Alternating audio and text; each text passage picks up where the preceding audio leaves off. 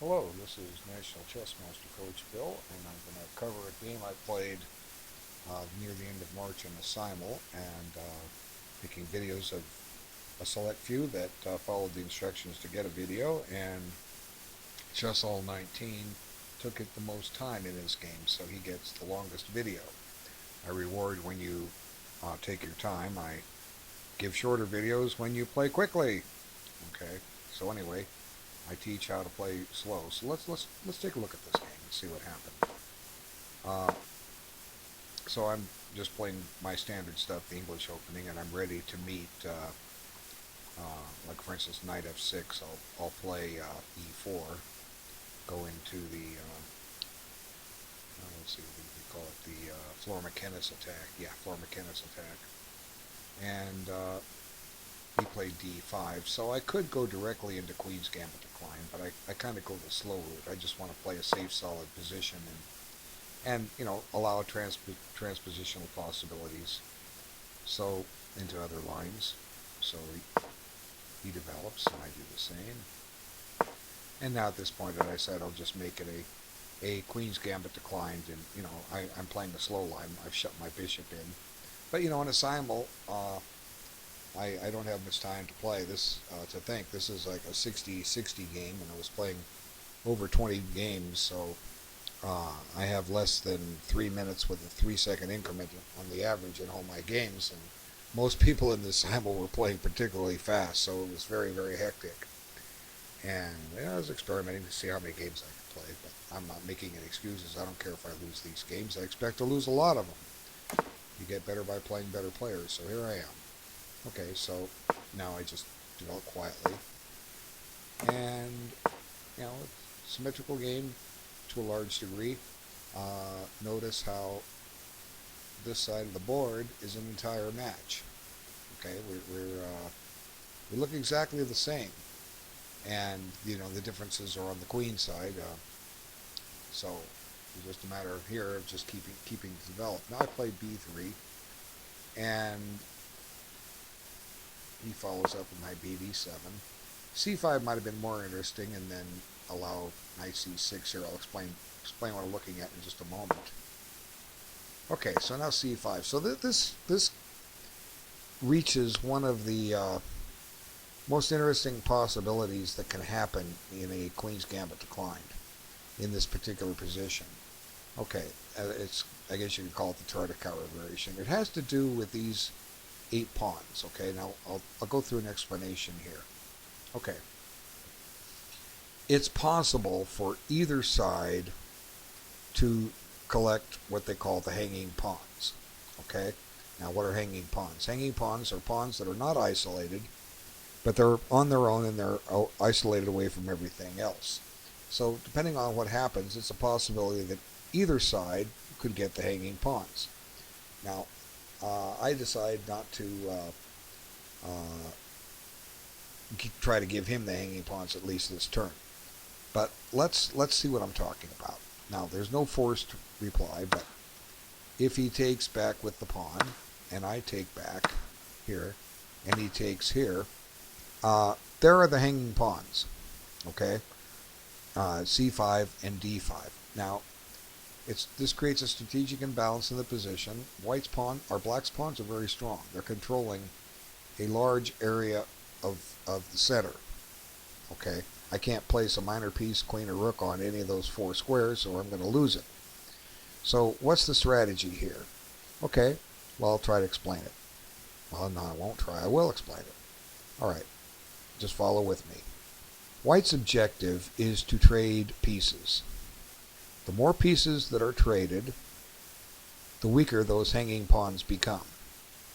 Okay? Black's objective is to find a way to get this d4 push in. If Black can do that safely, suddenly his whole position can spring to life. This bishop has this wonderful diagonal, and there have been many games where this d4 push came in and one side crushed. Now, one of the more famous examples in my mind, if you look back at the 1981 match for the World Championship between Anatoly Karpov and Viktor Korchnoi, They just had a close match in 78 and reasonably close match in 74. But in this one, uh, Karpov was just dominant. One of the nicknames for this match is the Massacre in Murano. It was played in Murano, Italy. And, Karpov just cleaned poor Korchnoi out. But in the first game, there was a position where Karpov accepted the hanging pawns, and all he did was just sit there and strengthen his position. He didn't do anything. And it was a slightly different position. Korchnoi had used the what we call the London system. He had brought his c1 bishop to f4, and it had dropped back here. And then at some point, Karpov had exchanged it off for a knight. So Korchnoi had these double pawns here. Let me just illustrate that. And then Korchnoi wasn't being careful, and even though he knew about the d4 push, either he forgot about it or he underestimated it, but all of a sudden, just out of thin air, comes this d4 push. And it wasn't a situation where Korchnoi could capture. And I don't remember exactly what Korchnoi did, but Karpov then captured here, with his pawn, and Korchnoi took back with this pawn. So we can see that Korchnoi is going to have double pawns on the G file and an isolated pawn on E3. And there was basically no hope. Karpov just mopped up. So that's the first match game. If you want to take a look at it, it's a pretty clever example. And I remember a game where Rzhevsky did the d4 push back in the 50s, but I can't think of the game right offhand. I've been trying to relocate that game for instructive purposes, and I will one of these days. Okay, so aside from trading pieces, what can White do? Well, let's talk about it. White would like to maybe provoke one of these advances. Now, the logic behind this advance is that if White can advance one pawn, and like say the B pawn, and then trade it off, or if Black trades it off, Black no longer has the hanging pawns. He only has an isolated queen pawn. And isolated queen pawns are an interesting imbalance themselves, because now Black has access to the C file. But White will try to blockade the D4 square and trade down to an endgame where the D5 pawn becomes a potential target. Like in a knight and pawn ending, White's objective is to block that pawn with his knight, and then once, if we're in a knight and pawn ending, transfer the king to D3 or C3 so that the knight can move and the king can take its place. And we want the knight to move so he can run around the board and try to provoke a weakness somewhere else in Black's pawn structure, and eventually tie Black down to defending the pawn on D5 with both his king and his knight. And White will be the aggressor, and Black will be the defender. And if White did it right, he'll have created some weaknesses in Black's position. His king the White king can run either direction to try to collect some pawns and win the ending.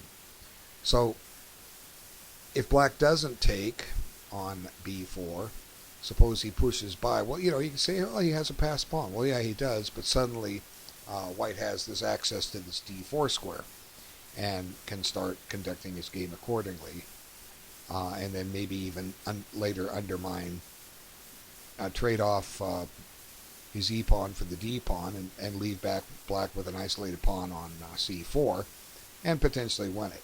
And the strategy on the other side of the board is more or less the same. If this pawn took, this pawn becomes isolated. And if it doesn't, White takes, and guess what? The C5 pawn still becomes isolated.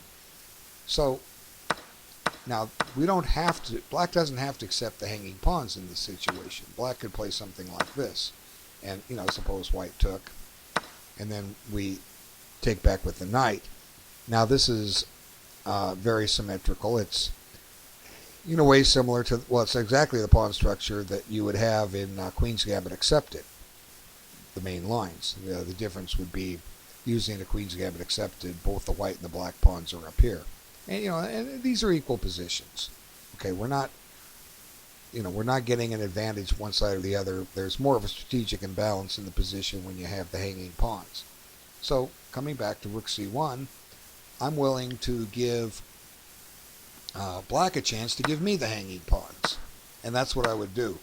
Now, in the last round of the North American Open here in Las Vegas in 2019, my last round game, I had 5 wins and a draw, and I accepted the hanging pawns. And it was a choice where both of us could have given the other the hanging pawns if we'd so wanted, so desired that. And he passed, I passed, we both passed, and finally he gave me the hanging pawns, and we agreed to a draw. It was worth a substantial amount of money for me, $3,550 as it turned out.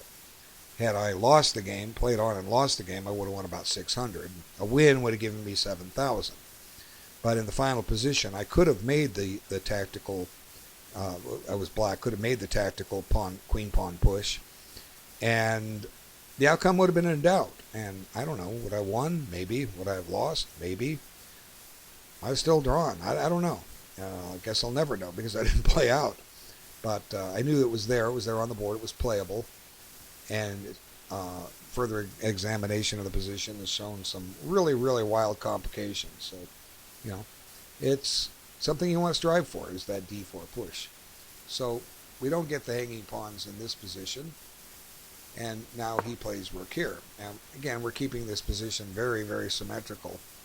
The only things different now are the position of these knights. So I'd mentioned earlier, had black pushed c5 a little earlier, he could have had this knight to c6. And that's what I had in my game that I mentioned from the North American Open. I had a choice to put it on d7, and I chose to put it on c6 because I thought it was more active there, could maybe do more things. So anyways, I'm making decisions quickly. I guess if I'd had more time to think, I might have played rook e1, again inviting him to give me the hanging pawns. But here I decided to take, and now here he took back with his pawn. And I looked at this and I said, I don't have to give him the hanging pawns. I'm just going to develop a piece here. So I went here, got my queen off the back rank, got my rooks connected, and then he played rook here. Now I decide that I'm going to give him the hanging pawns.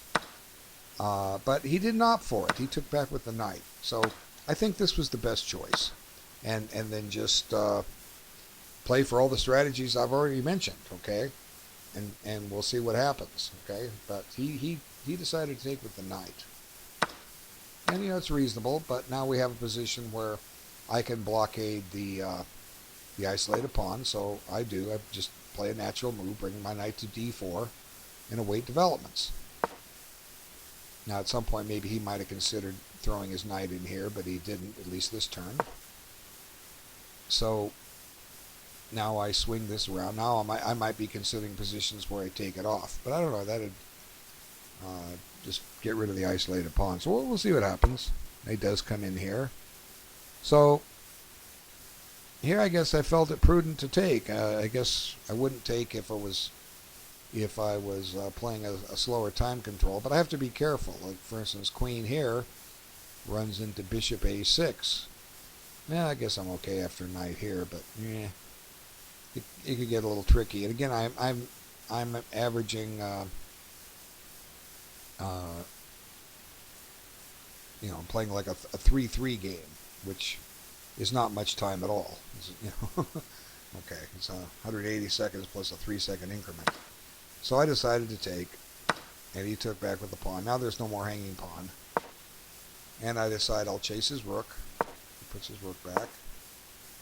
And now I don't want my knight pinned. I just got the queen out of there. And I guess he has the option to come in here now. Let's see if he did. He did. Okay. And then he opted to get the bishop pair. So I guess we can agree here that black has equalized this position. He has a dark squared bishop. I don't. But I do have a knight on a pretty terrific square. He can't chase it out with a pawn. I have a hole on d3, but I guess maybe he could occupy it. I don't know. Let's see. Bishop here, rook over, and park his bishop here. But I would have bishop coming in here. So Let me illustrate that. He didn't do that, but here, well, I could play the bishop here directly, I suppose, too. I might even have a discovery on the queen. Let's see. Oh, I might have this move.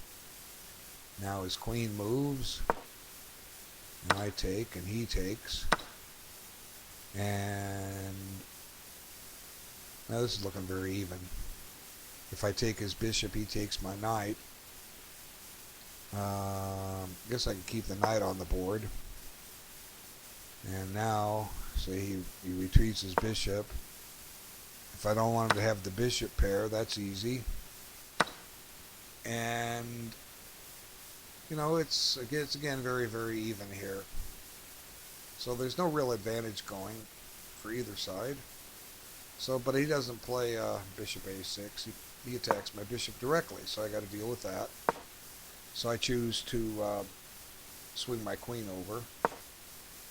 And now he's doing this probably to keep my knight out of f5. Okay, now what did I do that? Weakens this square, but he does have a knight to throw in there. But anyway, I guess I'm trying to remaneuver my bishop to tie him down to this pawn. Okay, game looks even still. And I missed that entirely, as a trick I mentioned in the notes. So I'm going to lose the exchange. But what do I have in compensation for it? Not much. Now, I was in an ending once where I had bishop and knight versus bishop and rook, and the bishops were opposite colors. And I just set up a blockade on the light squares. And he couldn't do anything on the dark squares. And so eventually I forced a draw. I had a pawn compensation, though. Here I don't have anything. So this could be a smart choice, avoiding those complications I mentioned. And at this point of the game, unfortunately, Black just lost on time. Strategically, he's winning. How do you win a position like this? Well, the first thing, my first rule of thumb, when you have a material advantage, and I'm not just talking a pawn or two, I'm talking something out of the back rank, like the exchange, whether you have a pawn or not in compensation, or exchange plus a pawn advantage, or a bishop for a pawn, or a bishop for 2 pawns, or a queen for a rook and minor piece. The first goal is to play for mate. We know that if we trade down to an ending, we'll win, but when you have extra forces, you want to play for mate, because checkmate ends the game. And in the process of playing for mate, your opponent may have to either make exchanges to avoid getting mated, which only favor the heavier side, or they might even lose material trying to save things. So how does Black play for mate here? Let's look at some possibilities. Well, one idea might be just to put the queen down here. Okay. Now this creates a pin on the bishop. Might be a good move. So the objective now is to play the rook here and the rook here. Okay, so how do I defend against that? Well, if I swing over to the C file, he just uses the D file. And you know, now more exchanges could be coming. And now he comes over here, and this is the threat. So I can break the pin, for instance. Now, I can only check him so long. Let's see. He hides. Now I have to move my bishop. And, you know, here come the checks. You know, this is getting... Oops, can't go there. Hangs the queen. Or hangs the queen. So, I don't know. Maybe he's not getting a mate. Maybe he is. You know, suddenly there's pressure down here. But, you know, this is just, you know, just a way to try to play for mate. We're looking at ways that you can try if you have similar situations. So let's step back here. Let's see. So, an alternative to queen e1 would be try a frontal assault over here. So you need the queen. That's going to be kind of hard. You need the the queen here and the rook here. So you'd have to put the rook here, the rook here, the rook here. That's 3 moves right there, and 4 moves just to threaten to take that. But then I have to maybe advance my pawn 1 square or 2, and maybe the pawns come after me. So, but of course, if black is running his pawns, his own king may become exposed. So, that's the first thing I want to try. But the other thing speaking is, if black manages to trade the rooks and trade the queens, then the remaining rook will outduel the bishop. Okay, so that's what you're trying to get here. So almost anything wins for black if he does it correctly. So there's absolutely nothing wrong with this move. And yeah, and it could be annoying if I try to avoid an exchange. I've got this annoying pin bothering me again. So I almost have to just let him take. Maybe what I should do is put the bishop here. Of course, this square is a little weak now. Here comes a check, and then a capture. And I got my queen and bishop posted about as well as I can, and they are sealing the black rook out of getting in. So maybe queen e1's a little over ambitious here. Let's back it up. Let's just trade. Okay, now let's tempo the bishop. The idea is that we want to get the rook over here. So now the bishop has to go somewhere. Let's just go attack a pawn. Tie him down. And maybe this is good for white. So the b5 idea might be kind of slow. Maybe what you just want to do is say, hey, let's trade queens. Because if you trade queens, you can't mate me anymore. And I'm down to that rook versus bishop ending. So white has to decline a queen trade. Let's just come down here and keep an eye on these guys. Now this queen is ideally centralized, so let's just protect this pawn laterally, allow a check, and bring the king up.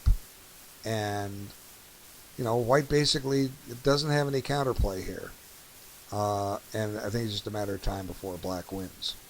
But that's the strategy you would employ when you find yourself in a similar situation. Well, I thank you for watching. Well played, Chesssol19. Thanks for your patience and waiting for the video, and take care.